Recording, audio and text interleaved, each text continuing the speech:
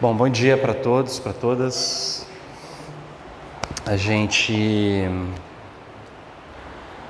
está comemorando, a Páscoa, é o aniversário também da nossa igreja, esse período. E por conta disso, eu resolvi refletir com vocês em cima de alguns valores da nossa igreja. Se você olhar o teu boletim, no comecinho dele tem um quem somos, né? E nesse quem somos tem 5 valores no finalzinho.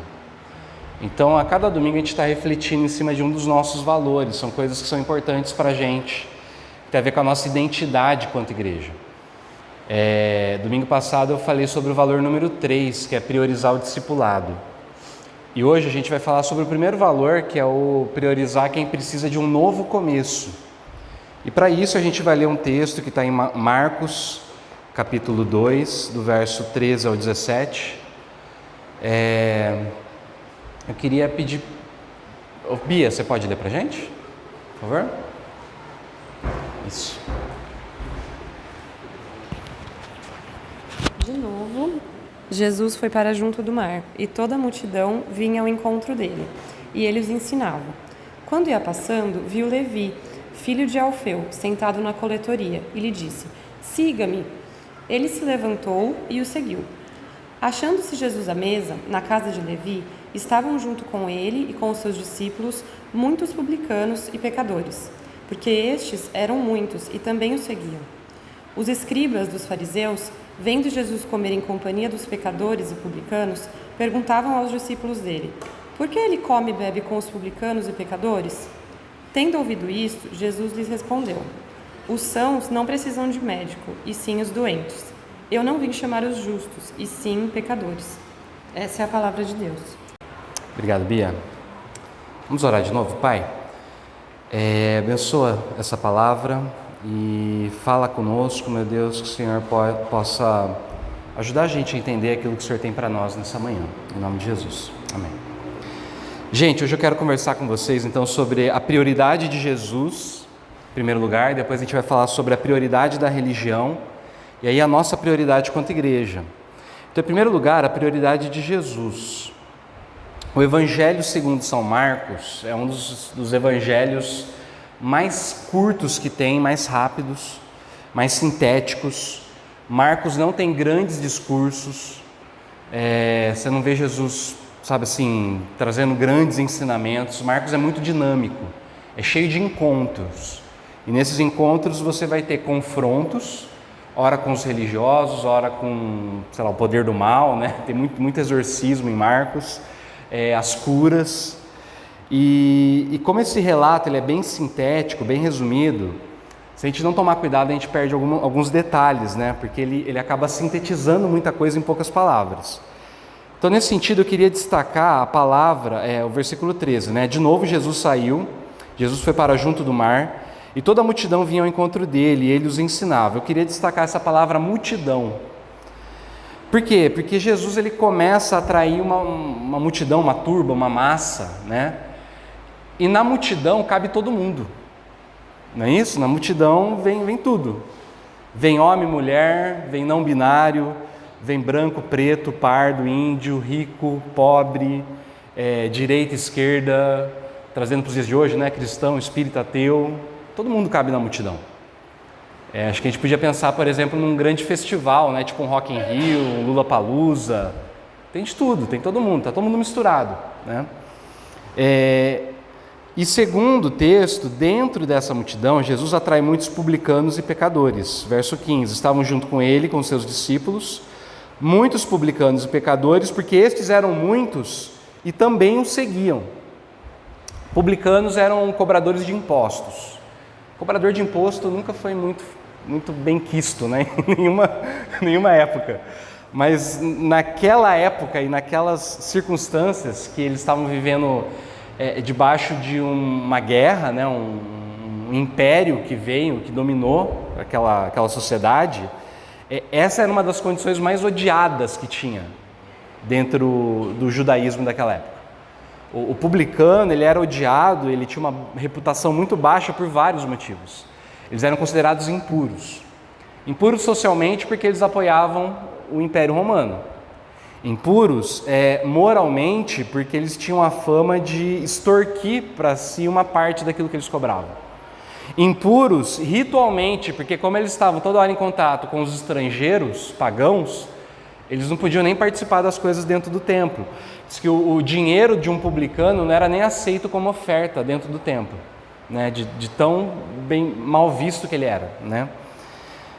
E se Jesus atrai uma multidão, consequentemente ele está atraindo, como eu disse, todo e qualquer tipo de pessoa, gente boa, gente má, gente honrada, desprezada, gente que dá engajamento, né, na rede social, gente que queima o filme. Então, a grande questão, se você for ver bem, é como é que você seleciona esse pessoal? Se você está atraindo uma multidão, como é que você separa o joio do trigo? Né, eu fiquei pensando, pela lógica humana, a gente diz, né, me diga com quem andas, te direi quem és, não é isso?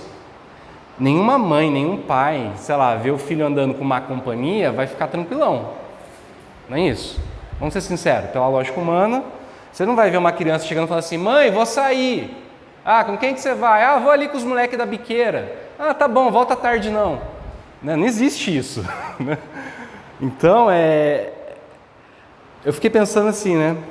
Pela lógica, Jesus ele tinha que dar um jeito de tirar essas pessoas de perto dele, repelir essas pessoas.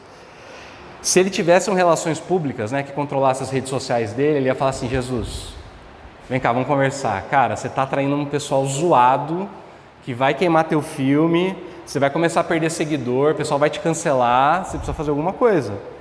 Mas o que ele faz? Ele pega um desses caras e chama para ser discípulo dele. Vem e me segue. E aí ele vai para uma festa na casa do cara que está cheio de gente igual ele, né? Tanto é que o pessoal religioso vai criticar Jesus. Daqui a pouco eu vou falar dos religiosos. Mas, vamos ver o verso 17. Tendo ouvido isso, Jesus lhes respondeu para os religiosos. Os sãos não precisam de médico, e sim os doentes. Eu não vim chamar justos, e sim pecadores. Não vim chamar justos, e sim pecadores. Jesus demonstra que ele não atrai pessoas de má fama simplesmente de uma maneira acidental, sem querer, como um efeito colateral indesejado do que ele estava fazendo. Quando ele diz isso para os religiosos, ele está dizendo pelo contrário. Nas entrelinhas ele está falando assim, viu, meu objetivo principal, a minha missão, o alvo da minha missão, minha prioridade são essas pessoas. É por elas que eu vim, né? Esses que vocês julgam que são indignos, são aqueles que eu estou procurando. E é óbvio que isso tornou Jesus alvo de críticas. Então esse é meu ponto 2, a prioridade da religião. Verso 16, os escribas e fariseus, vendo Jesus comer na companhia dos pecadores publicanos, perguntavam aos discípulos dele. Percebe? Pergunta para os discípulos, né? Ninguém tem coragem de chegar para Jesus, certo? Por que ele come e bebe com os publicanos e pecadores? Os escribas dos fariseus são os religiosos. E eles não entendem por que Jesus come com essas pessoas. Por quê? Porque naquela cultura principalmente, em todas as culturas, mas naquela, você participar de um banquete é mais do que comer com uma pessoa. Significa que você está se tornando igual àquelas pessoas que se sentam na mesa. Você está tratando elas com um sinal de amizade, né? Você está estendendo acolhimento e hospitalidade para essas pessoas se você participa com elas de um banquete. Só que o objetivo da religião qual é? A religião existe exatamente para separar as coisas. O objetivo da religião é separar aquilo que é sagrado daquilo que é profano. O que é sagrado é aquilo que é consagrado a Deus, né? Dedicado para Deus. E aquilo que é profano é aquilo que é o uso comum, ordinário, certo? Quando eu era criança, né, jovem, a gente que cresceu na igreja, né, tinha uma discussão, tipo, sei lá, o baixista, né, comprava um baixo novo, podia tocar a música do mundo, né, ou não, no baixo, porque foi consagrado. E aí dava uns quebra-pau medonho, assim, né. Eu queria ler uma citação do Philip Yancey, que está aí no boletim de vocês. Philip Yancey é um jornalista cristão, que escreve muito bem. E ele comentando sobre as regras de pureza e impureza no Antigo Testamento, ele fala assim, é uma citação até meio grande, por isso que se você quiser acompanhar talvez seja bom. Depois de estudar as diversas teorias, cheguei a um princípio abrangente que creio expressa a essência das leis do Antigo Testamento a respeito da impureza. Qual é o princípio? Esquisitices não. A dieta dos israelitas escrupulosamente excluía qualquer anormalidade ou animais esquisitos. Por exemplo, não podia comer camarão. Por quê? Porque bicho de água é peixe. Camarão não é peixe, camarão é um bicho esquisito, então não podia comer camarão, né? E o mesmo princípio também se aplicava aos animais puros utilizados no culto. Nenhum devoto podia trazer um cordeiro aleijado ou defeituoso para o templo, pois Deus queria animais sem mácula. Deus exigia perfeição, Deus merecia o melhor. Esquisitices, não. Uma coisa é chamar os animais de impuros e outra, muito diferente, é chamar as pessoas de impuras. Mas as leis do Antigo Testamento não se retraíam desse passo. Em suma, aqueles com corpos danificados ou linhagem familiar prejudicados, bastardos, não se qualificavam. Esquisitices, não. Mulheres menstruadas, homens que recentemente tivessem tido emissão noturna, mulheres que tivessem parido, pessoas com enfermidades de pele ou feridas supuradas, alguém que tivesse tocado em cadáver, todos esses eram declarados cerimonialmente impuros. Ou seja, o objetivo principal da religião qual que é separar, excluir, separar aquilo que é considerado bom, aceitável e puro, daquilo que é considerado ruim, desprezível e impuro. Então, não faz o menor sentido para os religiosos Jesus comer com pecadores, Jesus se juntar com gente duvidosa, Jesus estender amizade para pessoas que tinham uma má reputação. Por que ele come com essas pessoas?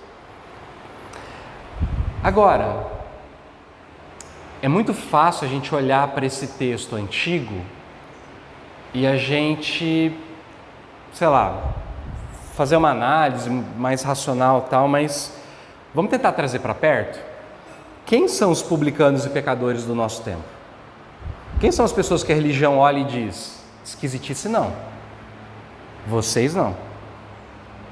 Eu quero citar agora mais um autor, o Brennan Manning, no Evangelho Maltrapilho, ele escreve assim, falando dessa passagem de Marcos, tá? Eis aqui uma revelação fulgurante como a estrela da manhã. Jesus veio para os pecadores, para aqueles tão marginalizados quanto cobradores de impostos, e para os enredados em escolhas sórdidas e sonhos defeituosos. Ele vem para executivos de corporações, sem teto, superastros, fazendeiros, prostitutas, viciados, fiscais do imposto de renda, vítimas da AIDS e até mesmo vendedores de carros usados. Jesus não apenas conversa com essa gente, mas janta com eles, plenamente consciente de que sua comunhão à mesa com pecadores fará erguer as sobrancelhas dos burocratas religiosos que ostentam seus parâmetros e a insígnia da sua autoridade para justificar a sua condenação à verdade e a sua rejeição ao Evangelho da Graça. Essa passagem deveria ser lida, relida e memorizada. Toda geração cristã tenta minimizar o cegante fulgor do seu significado, porque o Evangelho fica parecendo bom demais para ser verdade. O Evangelho da mesa do reino parece bom demais para ser verdade. Quando Jesus diz que ele não veio chamar justos e sim pecadores, na verdade tem uma cilada aí, porque a gente corre o risco de achar e de pensar que de fato tem um grupo de pessoas que pode ser considerada justa, pode ser considerada boa. Gente que em comparação às outras pessoas, principalmente os mais marginalizados, é chamada gente de bem, né? Gente que não xinga, não briga, fala baixo, gente que não bebe, não fuma, que não dança, gente que paga o imposto, gente que cuida da planta, gente que bota água na forma do gelo depois de usar, né? Mas o ponto aqui é que não tem ninguém que seja realmente justo.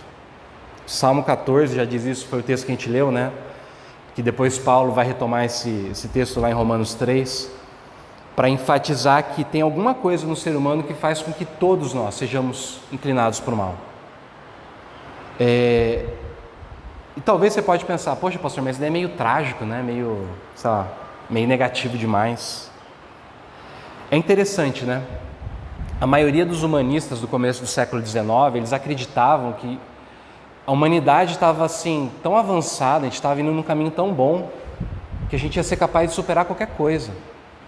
Com educação, com ciência, sabe? Com conhecimento, a gente ia dar conta de resolver tudo.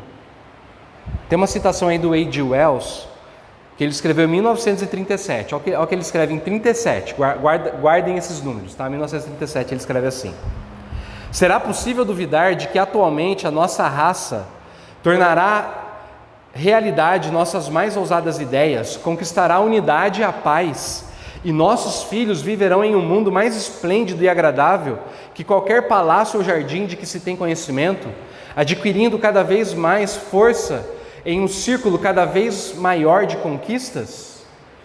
Ele escreveu isso na Pequena História do Mundo em 1937. 9 anos depois, 1946, não sei se vocês estão atentados à data, depois da Segunda Guerra Mundial, o A.G. Wells escreveu: os massacres a sangue frio de indefesos, a volta da tortura proposital e organizada, o tormento mental e o medo em um mundo do qual tais coisas pareciam de todo banidas, quase aniquilaram por completo o meu espírito. O Homo sapiens, como gostava de chamar a si próprio, está esgotado, uma mente sem rédeas. Sabe o que mais assustou na Segunda Guerra Mundial? Não foi a loucura de um Hitler, sei lá, não foi a maldade sistêmica, né? Que a gente até poderia atribuir a um povo inteiro. O que mais assustou foi aquilo que a Hannah Arendt, que é uma filósofa, né, política, ela chamou de a banalidade do mal quando ela se deparou com o julgamento de Eichmann, que foi um dos caras, né, um dos generais nazistas, né, responsável pelas mortes em massa. E ela vendo o julgamento desse cara, ela olhou e falou assim, ela escreve que ela foi esperando que ela ia encontrar um demônio. E o que ela encontrou foi um burocrata, um cara extremamente comum, extremamente banal, um cara que seguia ordens. E aí ela escreve sobre a banalidade do mal. O que mais assustou não foi um cara louco, mas foi um monte de gente que simplesmente não fez nada. Um dos filmes que concorreu ao Oscar, inclusive, eu não lembro, vocês lembram qual que é? Não é o Oppenheim. É aquele que é a história de uma família que mora do lado de um campo de concentração. Você lembra, Amanda, qual que é o nome? Não, é um novo agora. Dizem assim, que o filme você tem que ver ele ou no cinema ou com um sistema de som muito bom.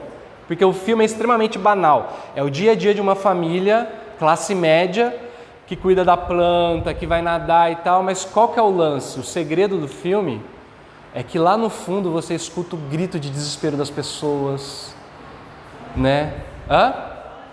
Zona de interesse. Dizem que é assim, incomoda o filme porque você está vendo um dia a dia comum do lado de um horror. E as pessoas estão vivendo uma vida absolutamente normal. E aí você está ouvindo lá no fundo, assim, sabe? Tipo, os gritos, a aflição, corpo boiando, a cinza que sai, né? Tipo, do crematório, que suja tudo o quintal, que é gente, né? Morta. Cara, é muito louco. Então,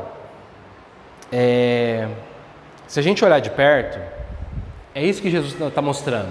Cara, não tem ninguém justo. Eu vim para os pecadores, mas o segredo é o seguinte: todo mundo é pecador. O que afasta então as pessoas de Jesus? Duas coisas só. Primeiro, a justiça própria. Você achar que você não é um pecador, que você é justo, que você dá conta. Essa é a primeira coisa, é a mais grave, na verdade, que mais afasta a gente da graça de Deus, é a gente achar que a gente é bom. Te olhar e falar assim, mas eu não sou igual fulano, eu não sou igual ciclano, entendeu? Eu sou melhor. É a única coisa, talvez, capaz de afastar a gente da graça e do amor de Deus, é a justiça própria.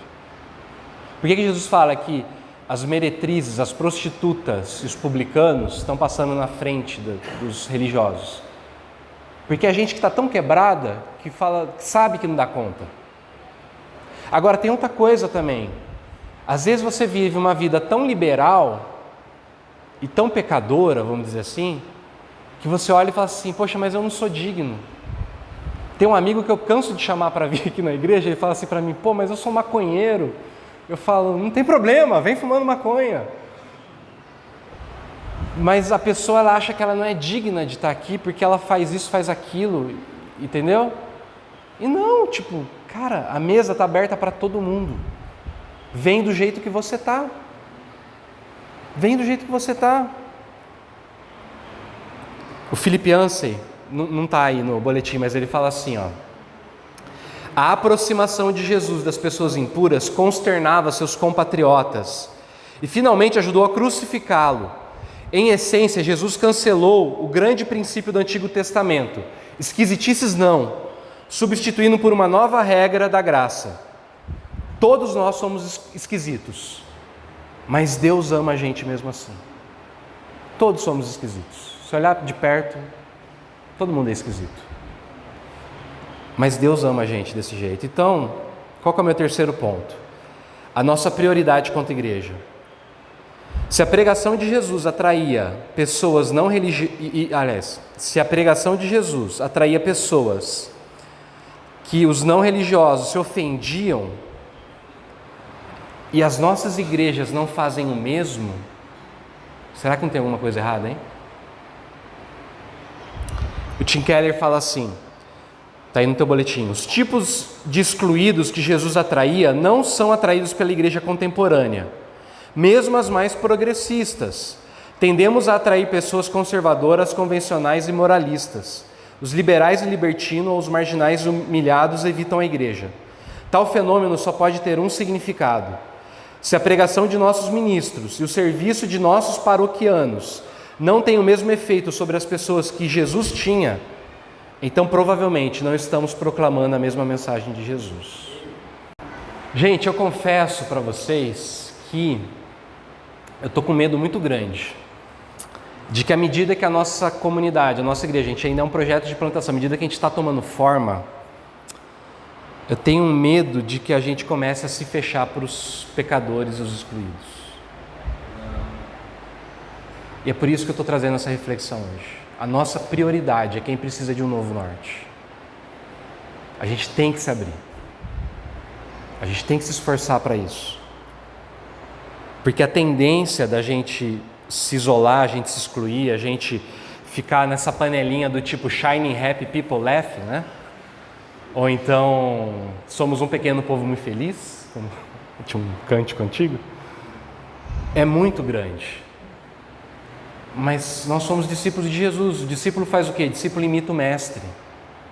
Se Jesus ele se assentava à mesa com gente que os outros olhavam e falavam, cara, essa pessoa não dá, a gente tem que fazer a mesma coisa, a gente tem que se esforçar para fazer a mesma coisa. E o lance de a gente tem que ser intencional igual Jesus era. Eu não vim chamar, como é que fala? Eu não vim chamar os sãos, né? Eu vim chamar pecadores. O lance de sentar na mesa, de estender amizade, de comer junto, é uma das coisas mais fortes que tem na igreja cristã. É a nossa arma, é sentar na mesa com quem o mundo rejeita. E se ele estendeu amizade, aceitação, acolhimento, perdão para pecadores como nós, como eu e você, por que a gente não pode fazer o mesmo? Quem somos nós para dizermos quem pode e quem não pode sentar na mesa do banquete? Eu quero encerrar com uma poesia do Coletivo Candeeiro. Quem escreveu foi o Julim da Tchalica. Presta bem atenção nessa poesia. Não está no boletim, só vou ler. Eu queria que você escutasse com atenção. Ele diz assim: na mesa tem tudo. Tem branco e tem preto. Tem homem e mulher. E quem tem outro jeito. Quem fica no meio, esquerda e direita. Quem reza, quem ora, quem cala e quem treta. A mesa foi feita para quem não é. Na mesa quem puxa o coco é a fé. E quem manda é ele, a mesa é sem fome. Quem for achar rim, esse é o nordestino, tá? É ruim, rim, que converse com o homem. E continuando a prosa passada, eu estava pensando aqui numa parada. Se a mesa está cheia de pão e de graça, por que não abrir para o povo da praça? Se a solidão já está enterrada, por que eles choram sozinhos na calçada? A mesa é para homem, menino e mulher, para aquele que ainda nem sabe o que é. Para os irmãozinhos direito e canhoto, para aquele que um dia virei o meu rosto. Se a mesa me cabe,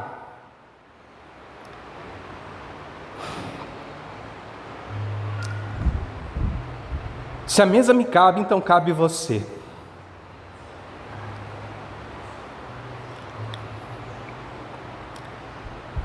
E cabe aquele que ninguém quer ver.